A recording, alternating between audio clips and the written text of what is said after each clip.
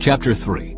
Solomon builds the temple. So Solomon began to build the temple of the Lord in Jerusalem on Mount Moriah, where the Lord had appeared to David his father.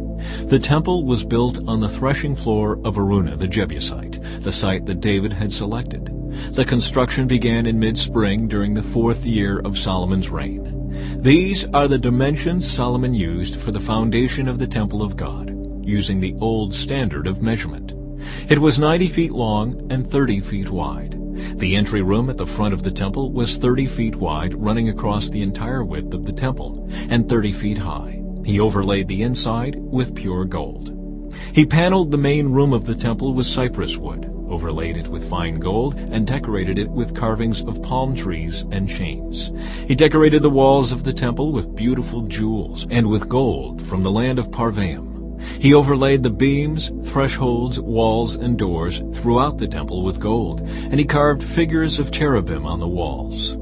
He made the most holy place 30 feet wide, corresponding to the width of the temple, and 30 feet deep. He overlaid its interior with 23 tons of fine gold. The gold nails that were used weighed 20 ounces each. He also overlaid the walls of the upper rooms with gold. He made 2 figures shaped like cherubim, overlaid them with gold, and placed them in the most holy place. The total wingspan of the 2 cherubim standing side by side was 30 feet. One wing of the first figure was 7.5 feet long, and it touched the temple wall. The other wing, also 7.5 feet long, touched one of the wings of the second figure. In the same way, the second figure had one wing 7.5 feet long that touched the opposite wall. The other wing, also 7.5 feet long, touched the wing of the first figure. So the wingspan of the 2 cherubim side by side was 30 feet.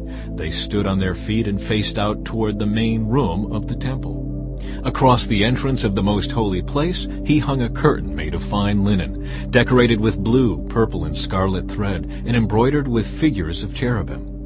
For the front of the temple, he made 2 pillars that were 27 feet tall, each topped by a capital extending upward another 7.5 feet. He made a network of interwoven chains and used them to decorate the tops of the pillars. He also made 100 decorative pomegranates and attached them to the chains.